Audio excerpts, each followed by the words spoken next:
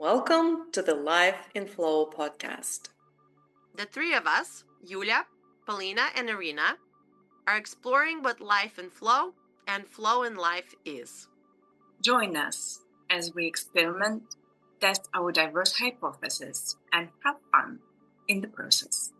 Will we find an answer? This isn't just an intellectual discussion. We're co-creating a shared field beyond words. We're attuning to what emerges moment by moment so that the conversation itself becomes a group flow experience. And we invite you to become an active participant in this experiment. There will be pauses and moments of silence. We leave them on purpose because this is where magic happens. Go beyond the intellectual information. Listen with your whole body and notice how your somatic experience shifts in the process. Share with us what reveals itself in the space where mind, body, and energy flow together. Hello, and welcome to the next episode of the Life in Flow podcast. And I'm here with my flow co-creators, Irina and Polina, and myself, Yulia. I'm going to be facilitating this episode. And the topic of this episode has to do with social conditioning and the impact that it has on us being human, on our human nature. And this question has been on my mind and in my body recently because I've been traveling and I became very aware how different, sometimes radically different social conditioning can be. And at the same time, there is something that speaks beyond this social conditioning. And super curious to explore this topic today, as usual, with minimum preparation. And let's go. So we will start as usually with a game where I suggest a word that Irina and Polina don't know. And we'll be coming up with some short stories or experiences or sensations that emerge in response to this word or the other one sharing. And the word that I have for us is zoo. Yes, I can see surprise on the faces, but let's go. But let's roll with it. Yeah. Zoo is the place with animals. Exactly. Yeah. Okay.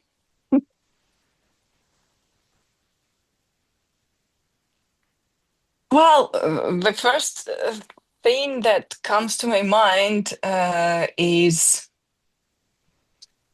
in the Barcelona Zoo, we used to have the white gorilla. Was he gorilla or chimpanzee? Something like one of these, like humanoid monkeys, the big one. I think he was a white gorilla. Everyone loved him.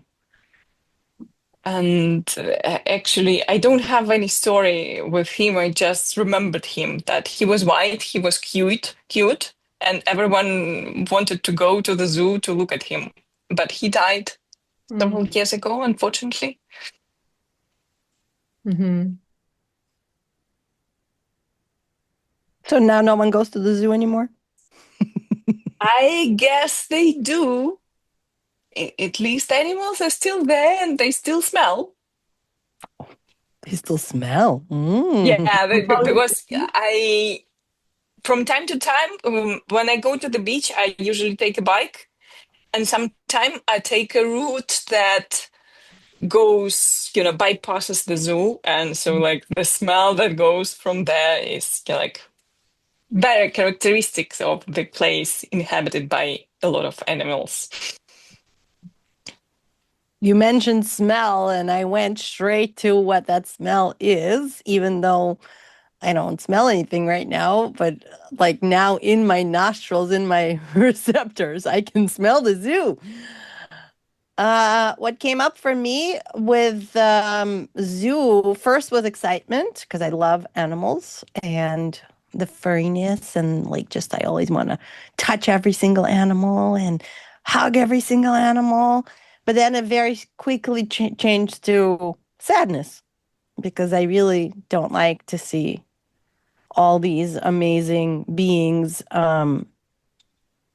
even in such an amazing zoo like the San Diego Zoo and Safari, they really have really beautiful, like amazing setup for them. But still, I get sad that they are not in their home environment. They're not there by choice, and I'm always kind of straddling those two sensations or feelings in my body about it. Yeah, I think Polly and I share this this feeling that, yeah, I usually feel really sad. Lately, I even feel sad when I see dogs on leashes really kind of controlled by the owners, and the dogs are not really, allowed to explore and to get to know the environment. Yeah.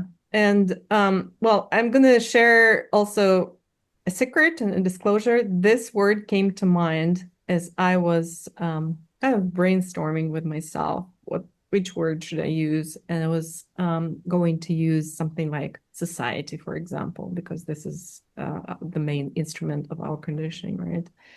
And then I remembered a while ago, I read a book. I actually haven't looked up the name of the book, but the guy was saying, he was making a comparison. Oh, look at us humans, we have created zoo for other animals, and for lots of them, like Pauline, like you were saying, there are these really nice zoos where humans have made an effort to find out, like, what it is that the animals need. But he was saying, well, we humans also kind of live in a zoo, but do we really know what we need and what's important to us? And yeah, this I find is kind of a good analogy of what we go through when we live in a civilized society. There are certainly lots of good things, but then some are not so good.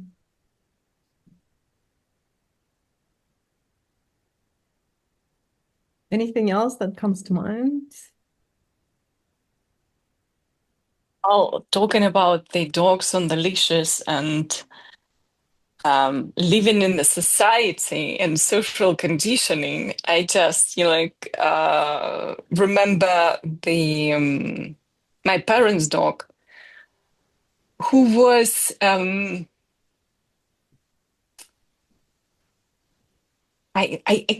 think it would be daring to say that he was not socially conditioned, but he was definitely not educated.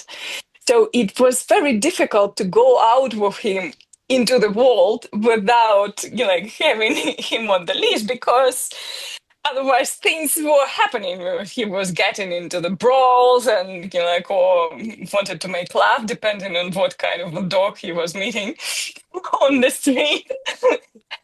And at the same time, he was very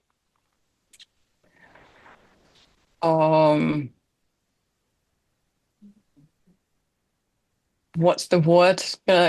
Julia, you're not the only one who lost the words today. So like he was very bold and only was doing what he wanted to do. So like was taking him on the leash, and he didn't want to go where I wanted him to go. He was just sitting there. And we had this, like, the tag of war fight. Who will win? War Who of is the wills. alpha dog? The war of wills, yeah. The war of, for the title of the alpha dog. Yeah. In the end, he was the alpha.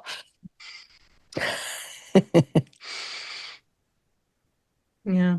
No, that is a cool story. I find like it's a good analogy, right, of how we navigate life and the many things that we want to do, but maybe are not doing because we're on an invisible leash. Or, like when we are not on the leash, like, okay, what will happen if we allow ourselves to unleash ourselves? Like, is it really possible? Because, like, yeah, my dog wanted to make love to everyone and to fight everyone. Is it really good for the environment and for him?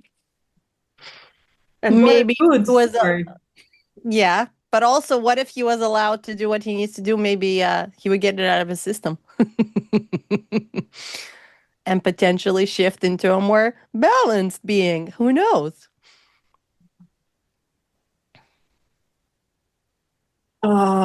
Yes, but he was not out of the system. He was part of the system. Yeah, yeah.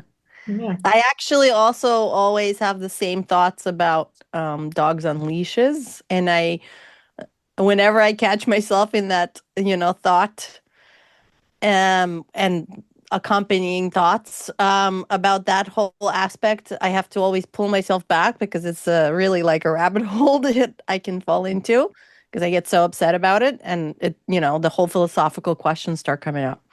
But yeah, I mean, it definitely, dogs on leashes go straight to social conditioning that humans have created. Yeah. Well, that's an interesting introduction that we have created. So thanks for playing. And now we can go to the first question. And the first question that I have for you and for me, what are some of the best and maybe some of the worst roles, social roles that you have played? Or maybe you just can remember something that's fresh in your memory.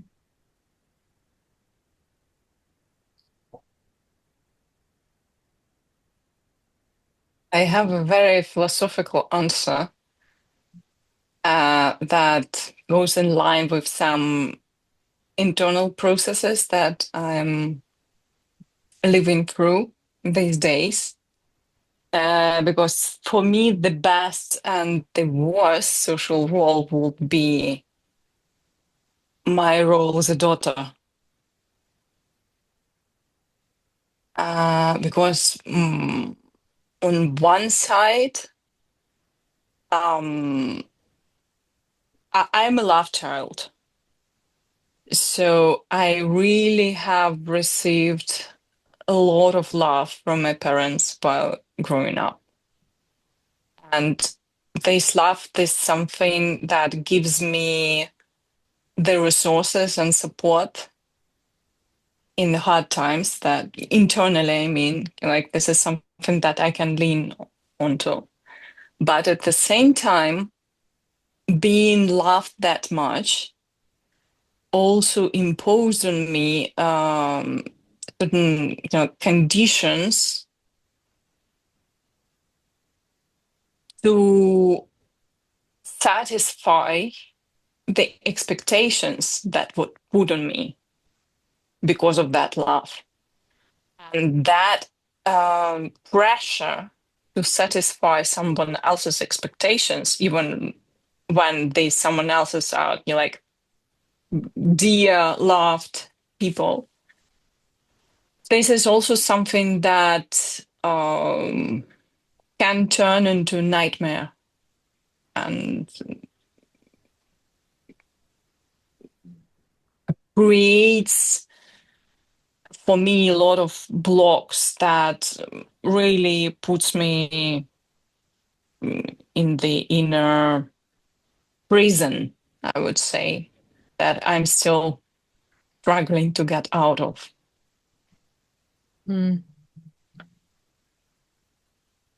So is it some kind of fear that makes up the walls of the prison? I think, like if we think about it, it's always any kind of blocks and limitations account to some kind of fear, I think. In my case, yeah, it's the fear of being not enough, of not being really not to correspond to the ideals that in my head the other people me. And also the fear to, because of not corresponding to these ideals, to create pain for other people. Mm. That really resonates for me. And I'm not an only child.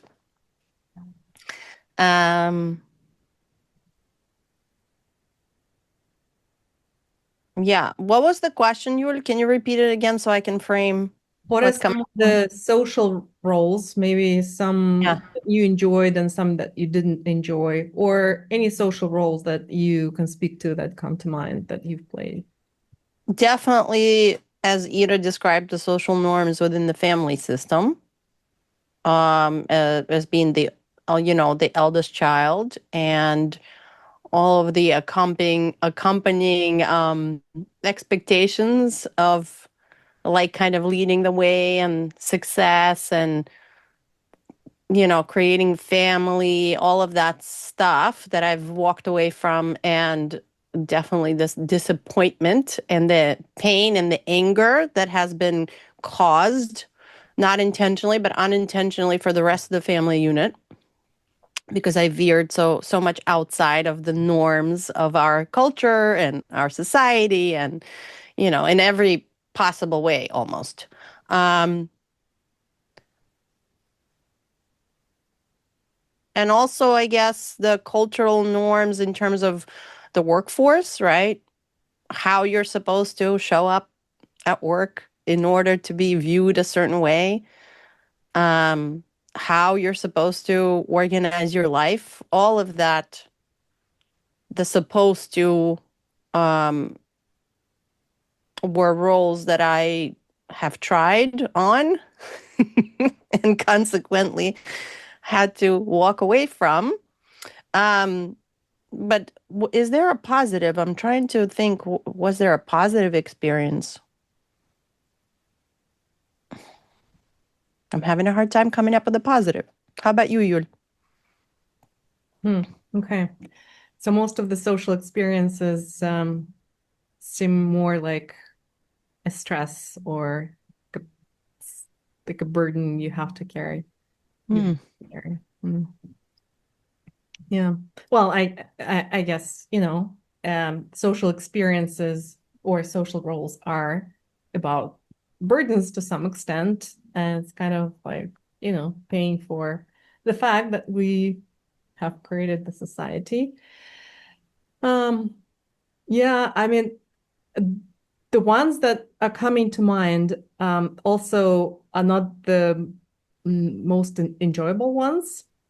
I remember, for example, also in the family, my mom used to be like a role model, and she also worked at school where I was a student, and I was under constant pressure to like perform, to do stuff, sometimes even to the extent that I felt the responsibility to tell on others, like to say, oh, look at him, like he's been a bad boy. And yeah, that was me like always getting good grades and being very active, like I can say politically active in the Soviet system. And yeah, what else? I mean, the roles related to being a woman are plenty, have been plenty in my life. I mean, even now I'm finding myself slightly adjusting because now I'm in Moscow, I'm in Russia. Also, I flew through Turkey, Istanbul, and you can sense immediately that you like somehow the expectations of you shift a little bit and the women around you behave differently and the let's say like some freedom and space that you thought you have made for yourself start shrinking a little bit and it's like let me remember to make this breath with a like open chest, huh?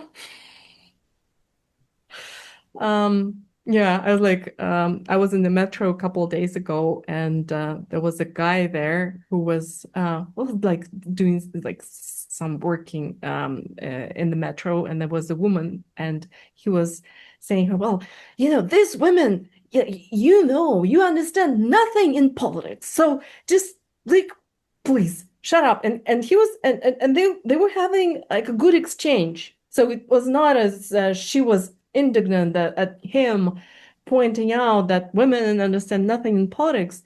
They were having a productive exchange, I would say. Yeah.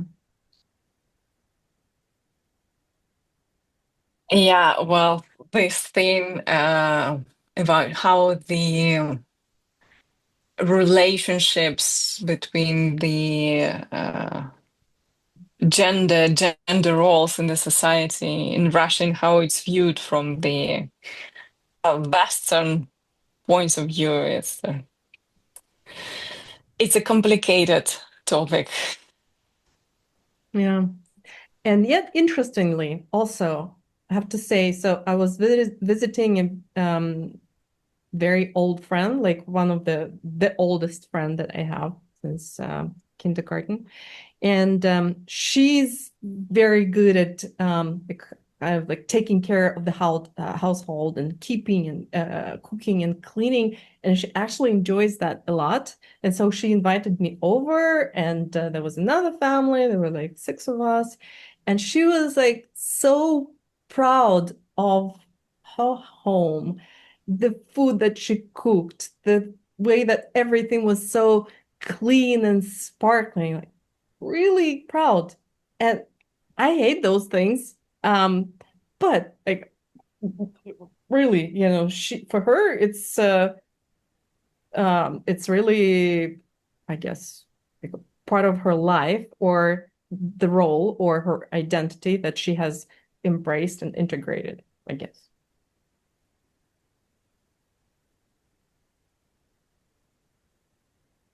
So many things are coming up. I think I still go through a little bit of a checklist every time some older cultural social norm thing comes up, and then I have to like do a little check. Wait, is that me? Is that what I actually think? Is this how I choose to live?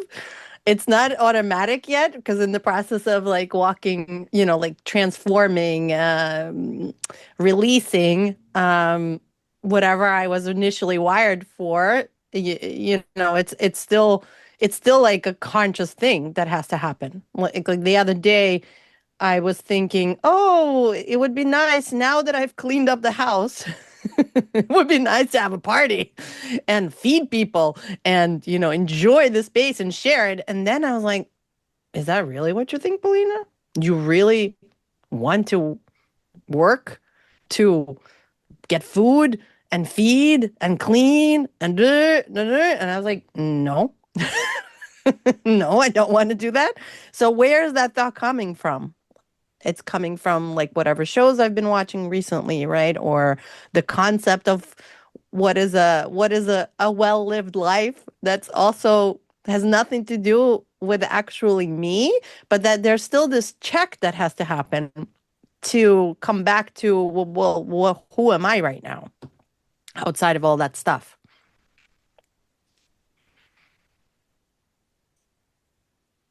The story that came to my mind, I'm still with the stories. Regarding this checking in, like, is it really my fault? Is it my need, or is it something that is like my social conditioning? And it also has to do with the social role as a woman. I'm just like a little disclosure for our listeners and maybe for you too also. So I'm 50. I don't have children, and it was not my choice. Well, it was my choice in certain sense, but it was not like deliberate decision that I don't want to have children. It just so happened. But for many years, I really thought that I would like to have children someday. And this someday always was, like someday in the future. So I remember when I was 18, it was like the first year after finishing the school and like first year in college or something like this.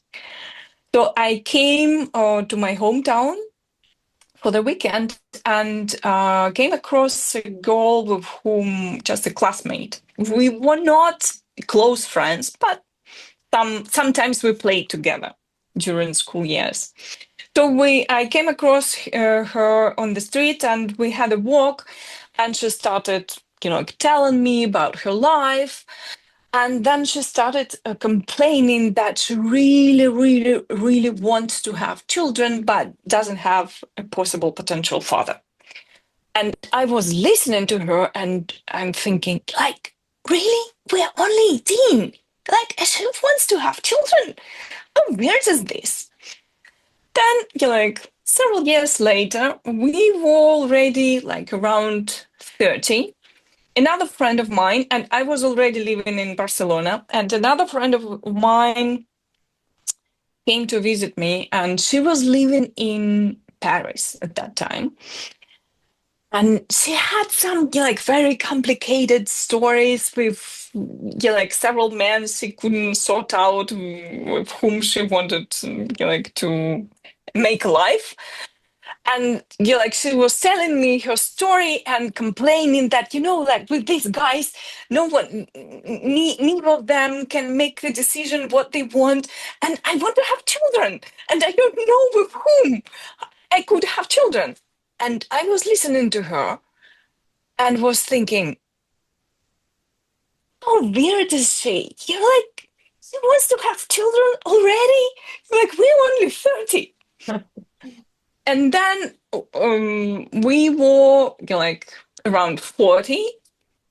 And another friend of mine, she just got married several years ago. And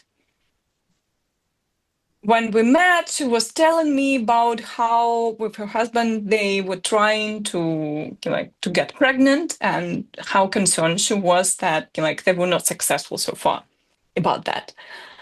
And again, I had this thought, like, how weird is she? Like, why is she so preoccupied with this? And at that moment, I had an insight. I said, like, wait a minute. We are 40. She is married with someone she is in love with. So, like, she's happy with him. It's perfectly normal, I guess, that she wants to have children and that she is concerned about not being successful so far in this endeavor. Maybe the weird one is me here. And at that moment, I started questioning myself, okay, like this idea that I want to have children someday in the future, is it really my wish to have children, or it was the social conditioning that, of course, I want to have children someday, but someday in the future that never comes. I I have a similar story, but different, that comes to mind since you've opened up this topic that we never talk about. Yeah, I mean, that's when it comes to conditioning and the role of the woman and also role of family and what you're supposed to do. This question of children was always a big question, because I remember when I was really young, like 5 or so, I was very intent on like holding the intention that I am not going to repeat the experience I'm having.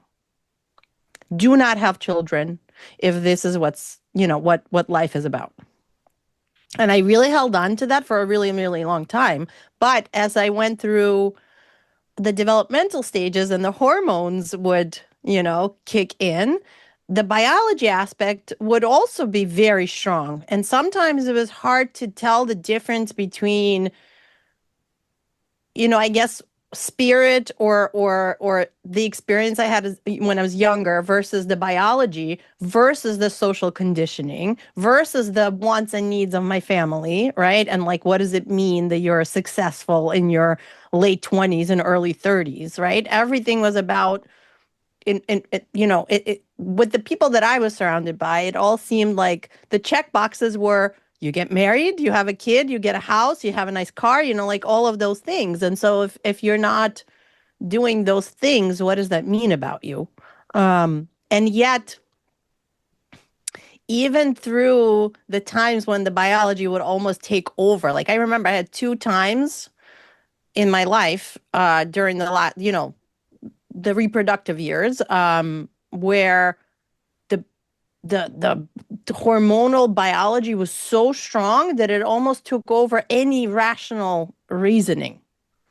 And the body was like, I remember it was like on fire, about, oh, I want to have a child, And thank goodness, I guess the way things were organized was, even though I had long-term relationships always, and they could have ended up that way, it was just not in the cards with the people that I was choosing and like who I was. It just wasn't in the cards. So I almost got saved every time just because it just was not going to happen for whatever reasons, but also because there was still that other aspect of me, which was like, no, unless this is really a healthy relationship, unless we are really in a healthy and good space where we could really do it differently than the way I've experienced, and not just with my parents, but also like all of the other older generations that I've watched, the relationships and how things progressed, even the ones that seem on the surface to be good, to be okay.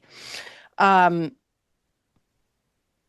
that whole conditioning of, like, what does it mean to be a successful? I know I keep saying that word, but I think that's, in my family, at least, I mean, that was where everything was going. What is success? What does it mean that you've made it?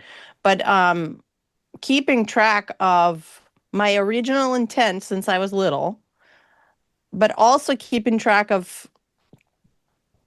honestly, how tired I was, that I didn't even have the energy for like what's really required for, to be a good parent, and being real about it with myself.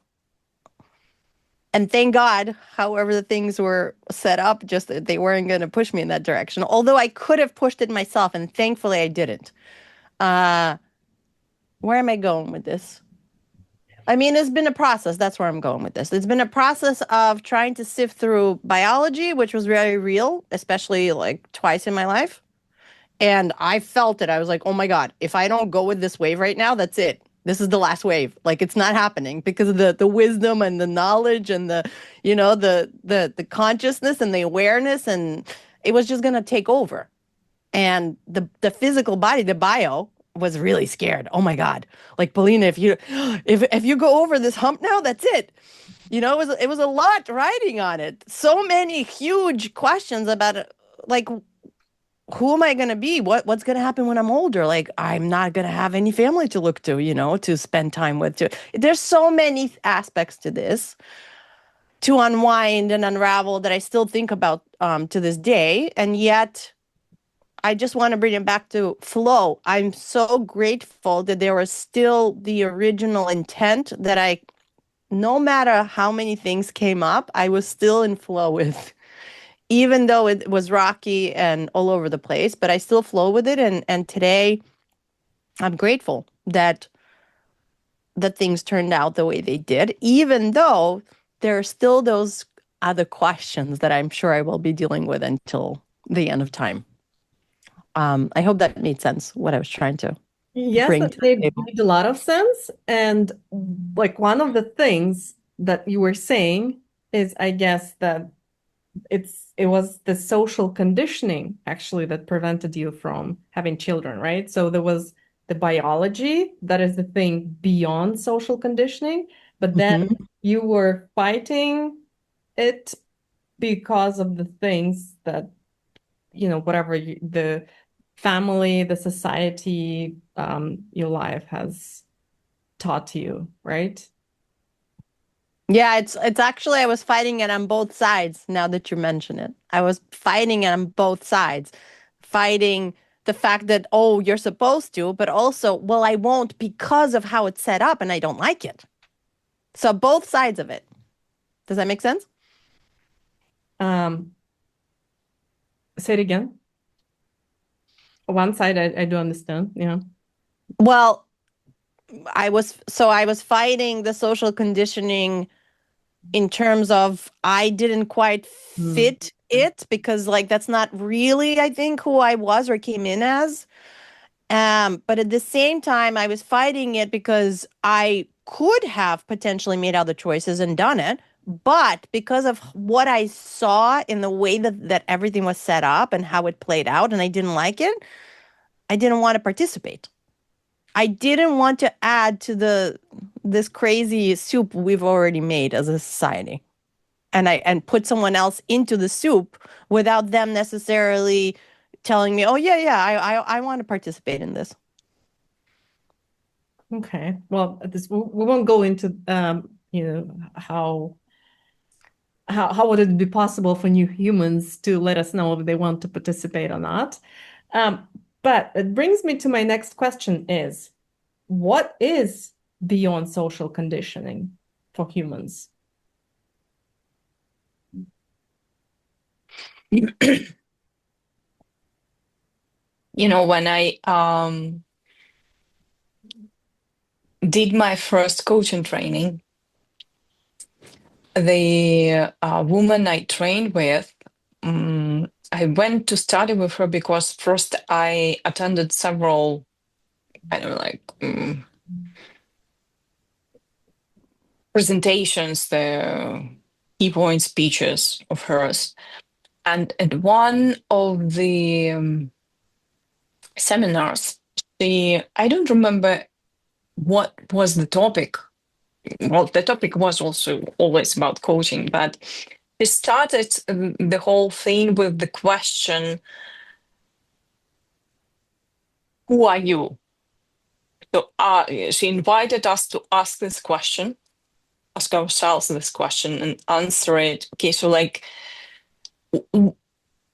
who are you beyond all the social roles that first come to your mind? Like, if you're not a mother, this kind of professional, the girlfriend, wife, whatever, daughter, all the social masks that we are describing ourselves with, if you're not your name, your personality, like if you were different, would it be you, or like you would not exist? So it did have quite a profound effect on me. And I guess it's the typical exercise in many spiritual teachings, like to get to this essence beyond all of this. And I must say that from time to time, I do catch the glimpses of this something that dwells very, very deep inside.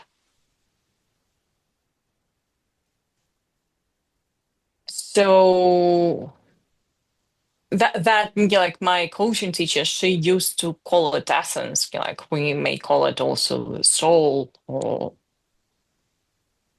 like a true self. I don't know. I can say that every time when I look into my eyes, look myself into the eyes when I in the mirror, when I really, really allow myself, let myself to see my own gaze, it always takes me to something very, very foreign, like the alien, not out of this world. Something that might be really scary. So, do we have something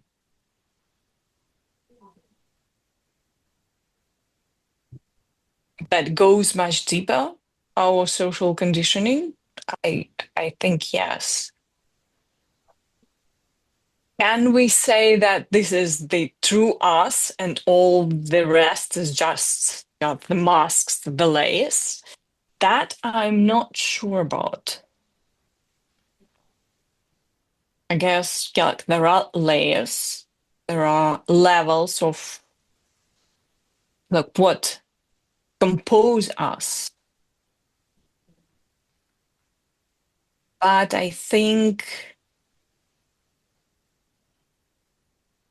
coming back to some of the like what Paulina said, the biology, and coming back to the question of the zoo, we are animals.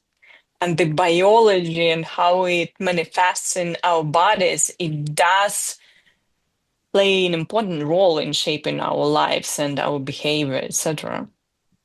And we're social animals. So can we really say that without all this social conditioning, we would be truer to ourselves? I'm not sure.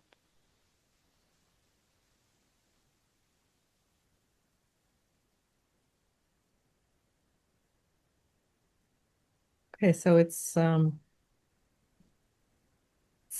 you're saying it's about acknowledging our animal nature, but also acknowledging our spiritual nature and the essence that we can call soul, or The spiritual nature, the animal nature, but the social nature too. the social nature too. Like these are just to me the different components of the soup, and we are this soup.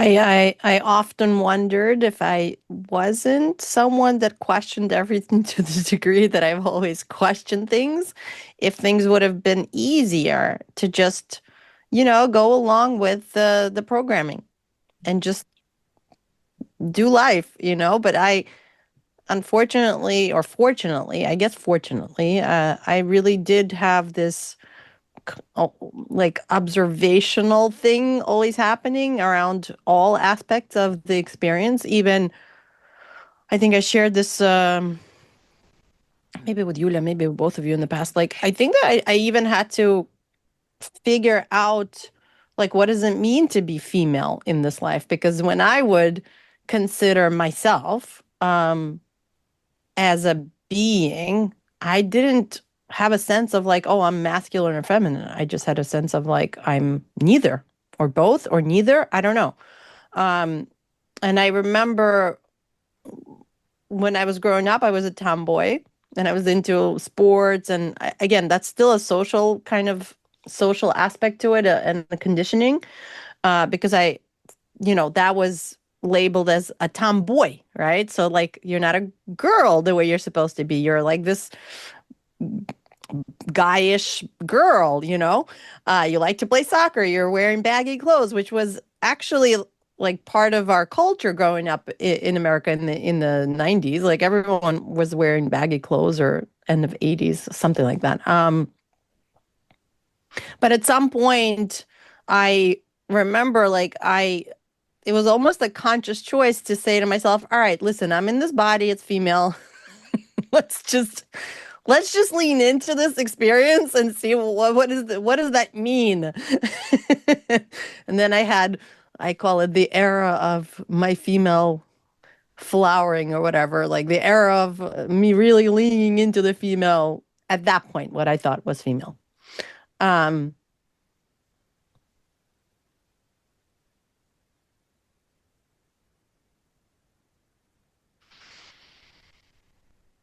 So are you saying, Pauline, that like that if not for this, let's say, pressure or expectation to be more female, you could have continued to be more on the tomboy side? Was like if you were, because if you were more like a boy, you would be tom girl, or no? I would be a tomboy. That's what girls were called that were like that. Okay. Sorry. Yeah. Yeah. I have no idea, to be honest, because I think it was all very confusing. My dad really wanted a boy, and he had a girl. It was already really hard to connect with him, and in some ways, when I was into like sports or whatever, it seemed like there was some a little bit more to connect around. And I got it in my head, oh, he really wants a boy. So maybe I also leaned into that from that perspective. I don't even know at this point. But I do know that I didn't necessarily have a sense of like, am I this or that? Like, I just didn't grow up feeling that way. I don't know. I was something else entirely. But yes, through the social conditioning and the norms of it all. And also, look, my mom really wanted a girly girl. So there was always this tug of war. But like my dad wanted a boy, but my mom wanted a really girly girl. And she would put like these tights on me and these dresses, and it was like the opposite of who I was. I wanted to climb trees and I wanted to jump in the luge. What are they called in English? You know, the puddles. Like it wasn't my spirit. It was about explore and have fun and, you know, create mischief and like push the boundaries. That's who I was. I don't know what clothes that aspect of me would wear, or like how they would I guess identify. That wasn't even part of our consciousness back then, right? But I don't know. But I guess at some point I was just like, well, okay, this is what we have to work with. Let's see where we could take it, and like let's explore it further. Which again still came with the social norms of it all. Yeah. Yeah. I mean, like, how do you untangle it, right? Because we're interconnectedness of people, circumstances, places, and things like that. Yeah. Well, what comes to mind for me is a year ago when I had this experience of deeply connecting to nature. And then I went into the wilderness education program. And then at one point, I was like, as something really deep was coming up for me. And then one time it's just like popped up that as a baby, my mom used to describe me as always watching trees. And she said like that if as long as there was some wind, she could leave the stroller by the window outside, and I would just like be there, hypnotized by the trees, almost indefinitely, I guess, till I got hungry or something. I was like, wow, how interesting, and how, I guess that connection was there somehow, and it just got buried in a lot of, again, different circumstances and people and things like that. Yeah, and now I kind of like I keep it close to me because I think somehow it's very important to this. I don't know what do we call it, this essence or true part of us that wants to or is here maybe to express something. Yeah, and then I think for me another part that is super important that's beyond social conditioning is the body, and you know, because everything that we experience, I think we experience because we have a body, and according to some of the people that we know, like Dan Siegel, right? Like, you know, the body and our mind holds thousands of years of history, I would say millions of years of history of who we are. And it's a little bit like, you know, like the birds, we are not surprised somehow that there are experiments when the birds that actually raised without light, so they don't have a way to orient themselves and to see like what their role models are doing, like other birds who lead the flocks. And then when they're let out at one point, something happens that they choose the right direction that need to go, and they orient themselves and they just fly. And I think this is kind of like a foundational mechanism that humans also share. And of course, what we share is a lot of things from our history where we used to be much closer to like the wild animal life than we are today. And so I guess for me, somehow experiencing that ancient part of me that I know wants to speak to me is one part that's beyond social conditioning.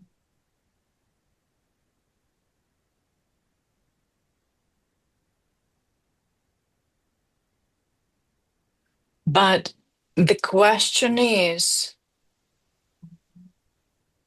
can you really experience it without all the interface that interacting and being in the society and being a social animal provides to you?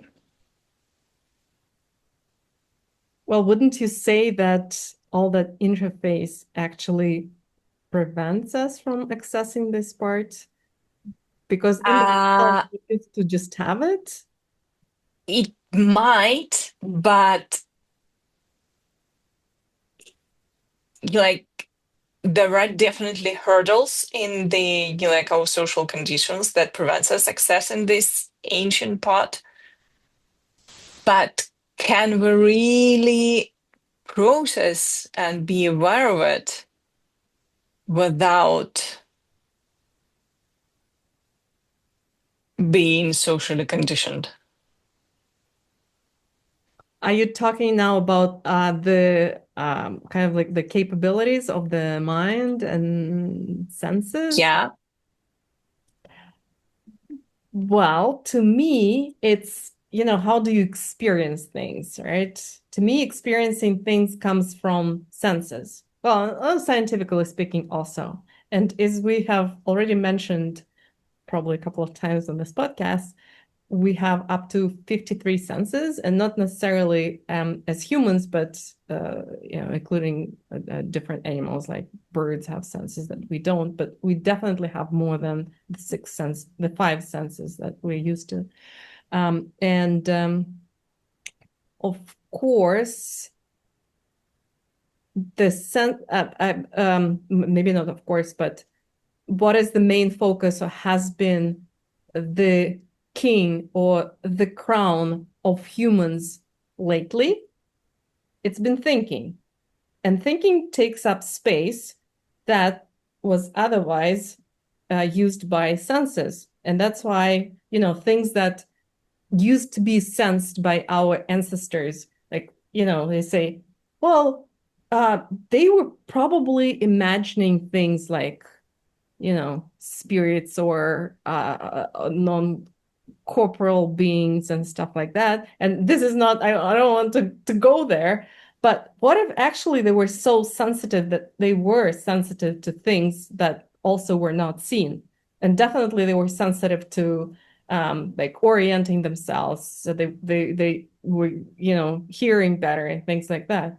So we can assume that they were also had more access to the ancient being through senses.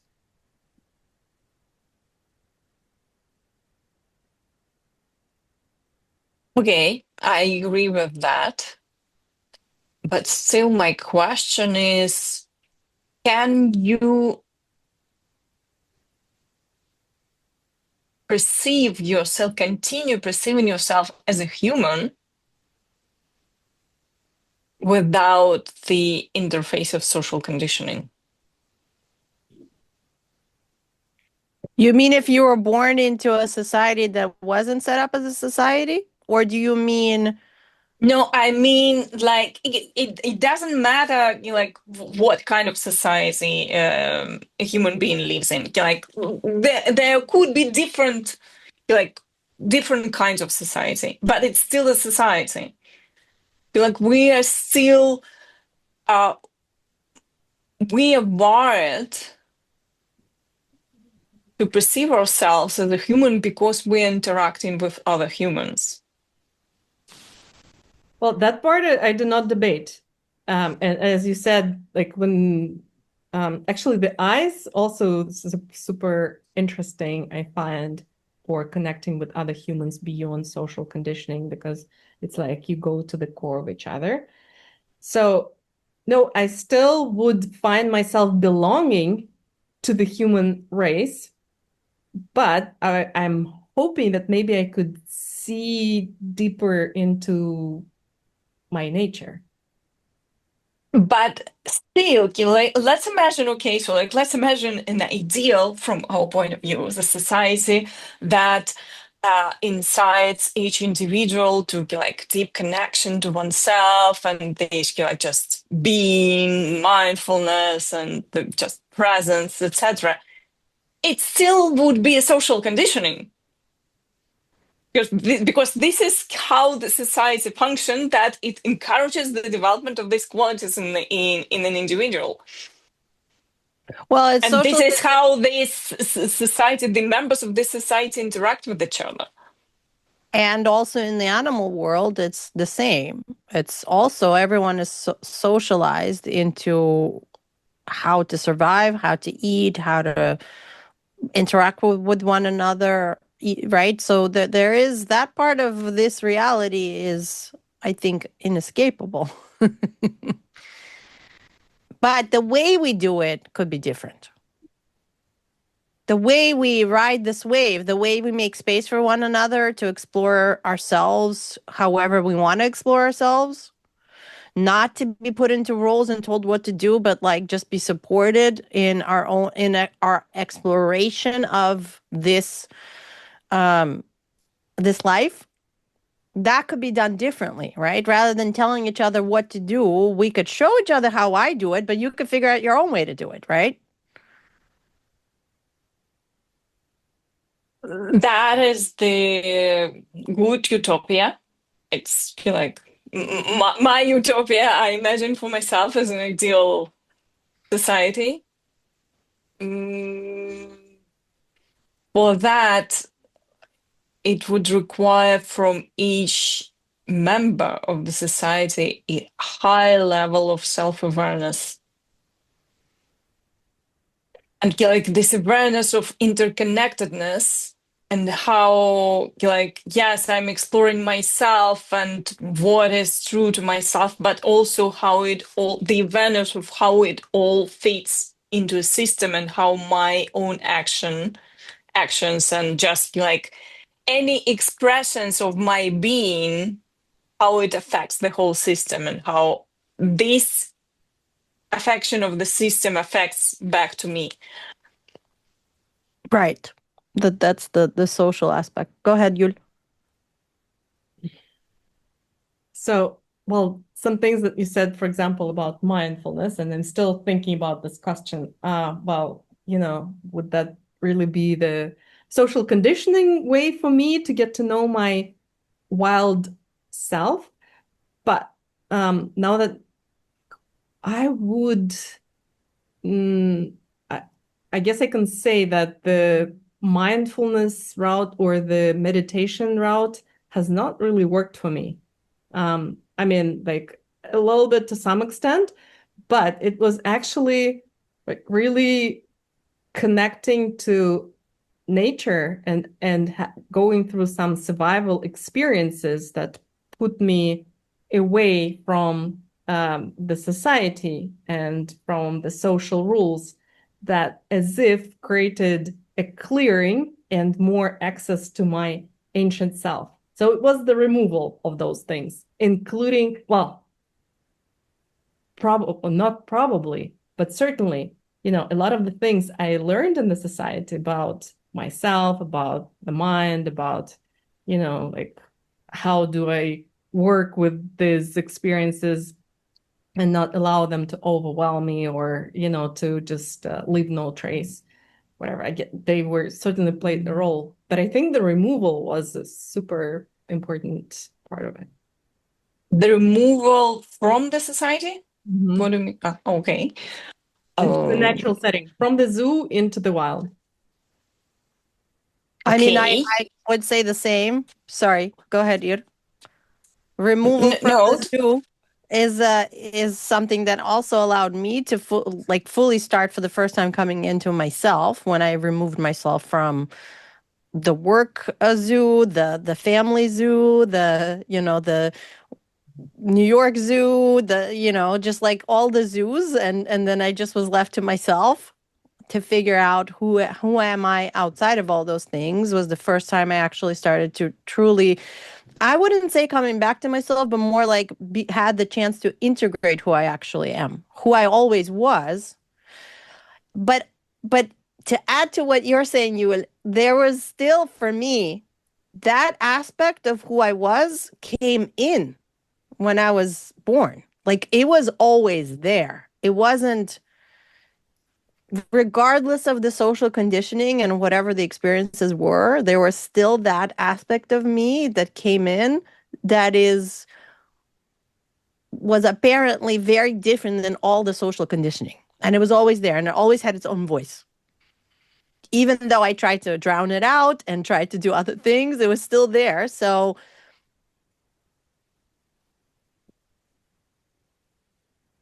even though I tried to control the process, it still somehow had it had a say in how things went.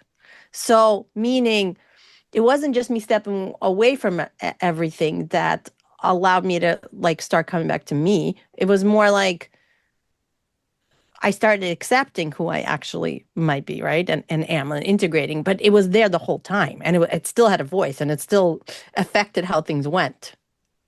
So what did it take to start hearing the voice or acknowledging the voice? No, I mean, I was hearing it the whole time. I just wasn't sure whether I should listen. But what it really took was the removal of all the zoos, all of the aspects of the zoos, meaning to really just like start having my own back and really allowing myself to, to integrate into who I most likely was always meant to be. Still within the social structure. I mean, at the end of the day, right? It's still within the social structure. It's still within it maybe just more of a loose type of zoo for me these days. Like maybe it's a safari. But I'm sure that there are still, boundaries somewhere, even like let's say financially, so that's always a boundary and always a thing that's like driving us. Okay, so then we come to the last question, and that's well, hold on. Ira wanted to say something, and I interrupted her. Do you mind? No. No, well, you didn't interrupt me. It's just the way how it flowed. I just want to say that, yeah, definitely the removal from the society, from the zoo, from the conditioning is what facilitates the coming back to oneself. But it's still, in the end, we're coming back to ourselves to go back to the society. As Paulina said, it's still like all happens within a certain structure. And I think the conditioning is inevitable. If you remove yourself from the society and you go to live in the forest, you're conditioned by the forest. You're conditioned by the environment you are interacting with. Yeah, that I totally agree with. In the end, we're all conditioned by something, right? By the forest, by the society, and probably, the fact that I spent some time in the forest did not at all negate the fact that I had spent all 45 years of my life in the society, right? And also, yeah, like we mentioned it several times in our previous conversations, I think sometimes. Julia, you said it, something like that we need the darkness to learn to appreciate the light. So, like, without all this conditioning and being removed from it, after all, how else would you able to appreciate, like, okay, this is what feels more like me? Okay, well, the question is, because we're getting close to the end of this episode, the question is, how do we navigate it? Because, of course, we don't have an illusion that we can live without social conditioning. We are social beings. We live in a society and we are humans. And how do we navigate it? How do we find a way in the social conditioning that sometimes can be very rough and strip away things that maybe like we were born for, or definitely that we were born with. How do we do it?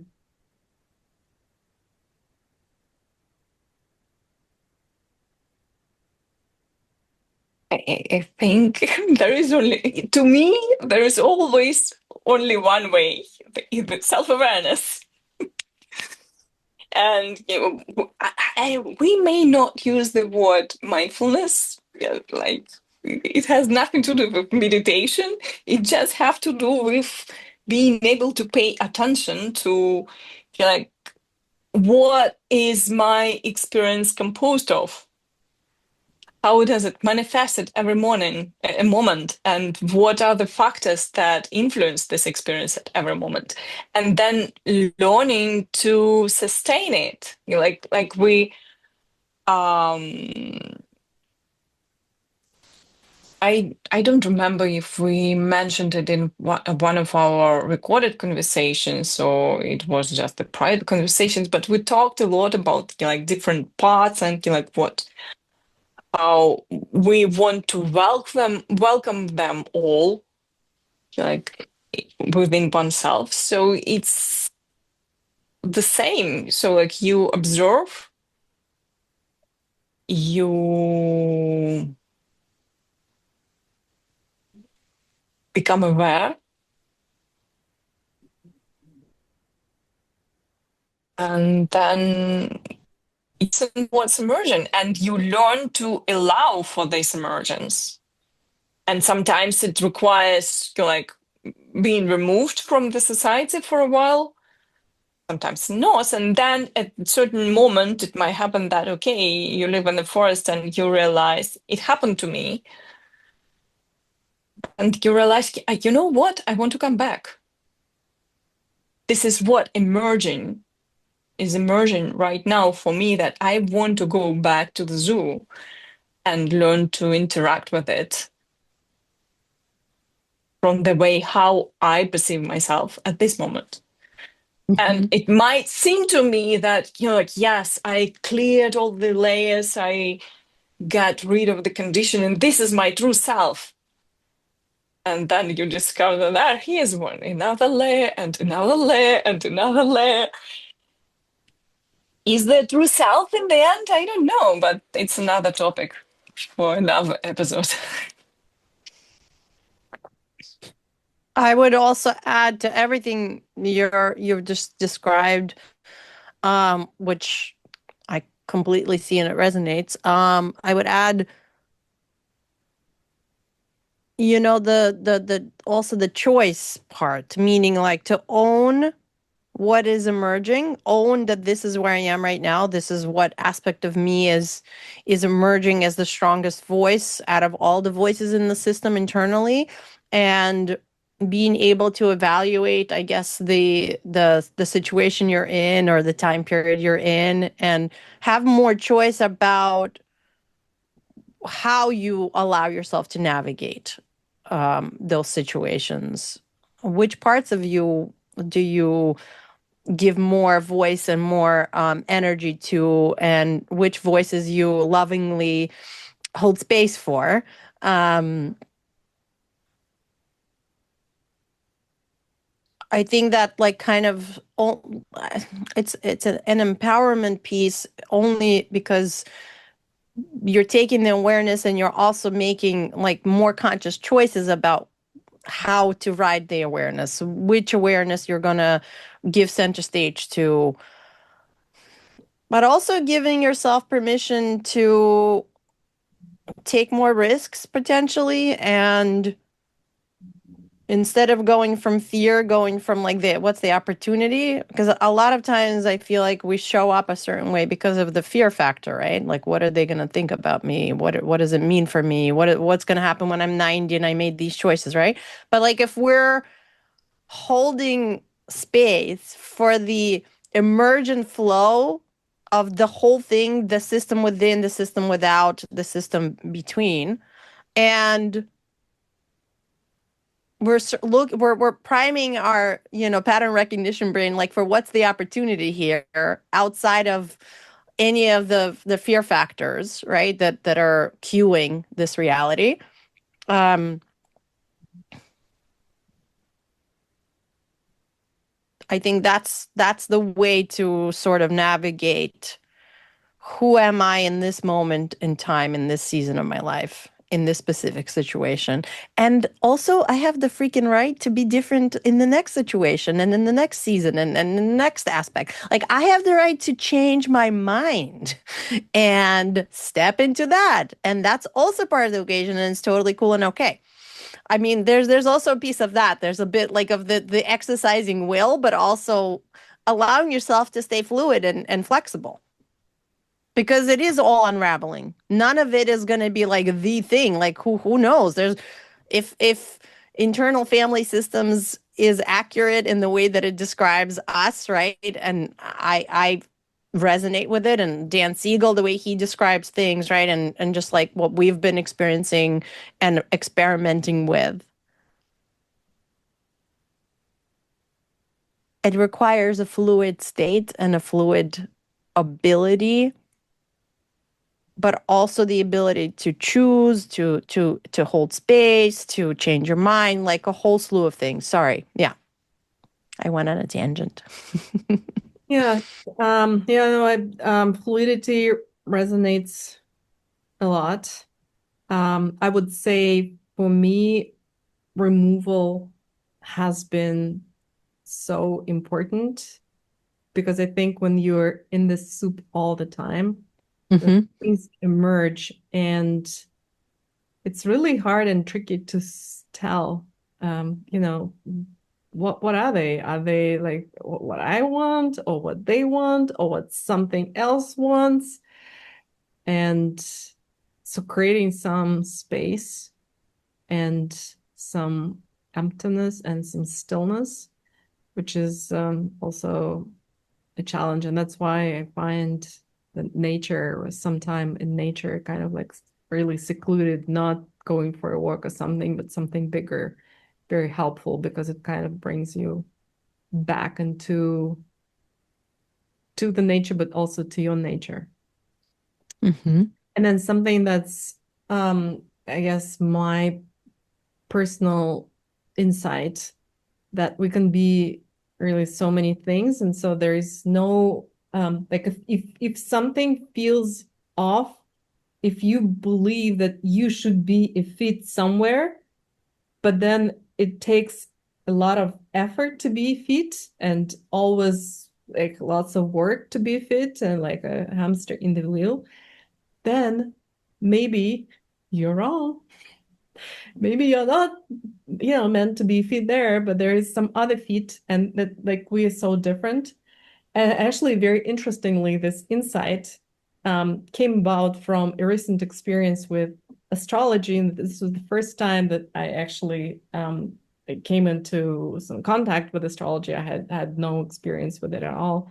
And then like there was something that this woman whose book I was listening to, she said, well, and of course, when you're born, this constellation and of the planets is very unique to this very moment when you are born in this very place. And it's like we're interconnectedness totally. And I still have to like do more research around that, but somehow this like really deeply resonated. That whole thing, the moment where I was born, like obviously everything played a role into who I am and like, what actually I was born with. And interestingly also, when I like did some reading of my chart, I found a lot of things that I had been trying to suppress or to push away for a long time were there. I was like, oh shit, wow. So like allowing yourself, Palina, also you said the fluidity to be many things and different things and to not fit even in places where you feel like, oh, this is my place to fit.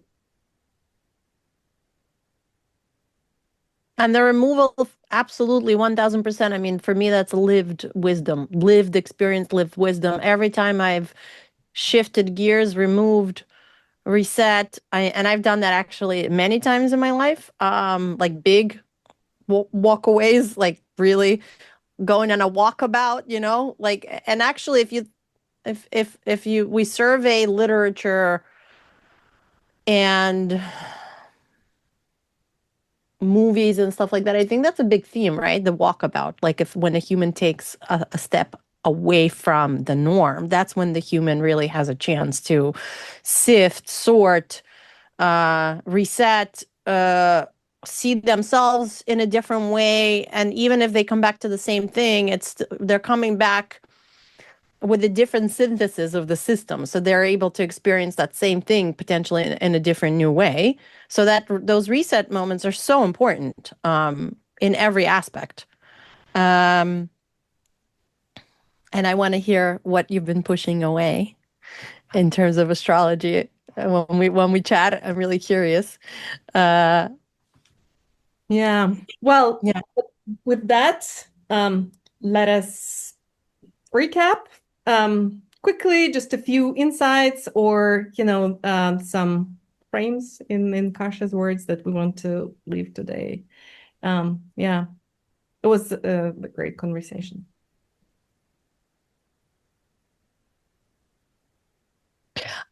I want to frame that this was not necessarily an easy topic to discuss. I witnessed myself wanting to contract a little bit at certain points, feeling like it was a little bit even. There was a part of me that was thinking like, how is this going to land on someone that's listening, and yet still choosing, to express what I'm feeling or what my experience is. But I also frame that this is a big topic, and not necessarily because of that there's any answers that we can provide, but the sharing of the lived experience and the different aspects of it, for me, is something that I just really love. I love to share and hear perspectives, see what resonates, see if there's something that I can consider and take on that's new, as we are all, I mean, these are huge topics, right? These are the biggest topics, I feel like. I don't know if that was a good frame. I don't know what Kasha would say about that. Well framed, she would have said. Yes, we are deconditioning ourselves. Yeah, that's true. It doesn't matter who would say anything. Yeah, I think you're right about the removal. It comes to me that it's also just about you need to change the conditions to be able to see what actually you are being conditioned with. So just like changing the environment, changing the circumstances, learning to be alone. For many people, it's a challenge, really, and we need to learn it. And yeah, observe and discover what else can I be, and how can I manifest myself in these circumstances. Yeah.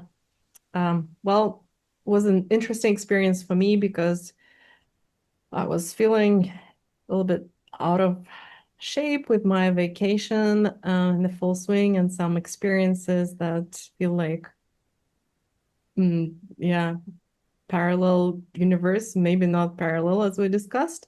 So, but I'm super grateful for the conversation and for the fact that was flowing, and I enjoyed it very much, and I had no clue where it would take us, but I liked how it turned out. You changed the conditions and you discovered the new you. Yep, another me. Okay, well, thank you, and Thank you. to everyone who listened, Thank you. and yeah, see you next time. Thanks for listening. How was it for you? We believe that the more people experience group flow together, the better off we all are. More connected, more creative, more alive. So let's expand the field. If this episode resonated with you, help us spread the word. Share it with a friend, leave a comment, or give us a rating. We love you. Do subscribe so you'll know when the next experiment comes out. You can also connect with us on our Life and Flow group Substack. We'd love to hear from you. Let's keep flowing together.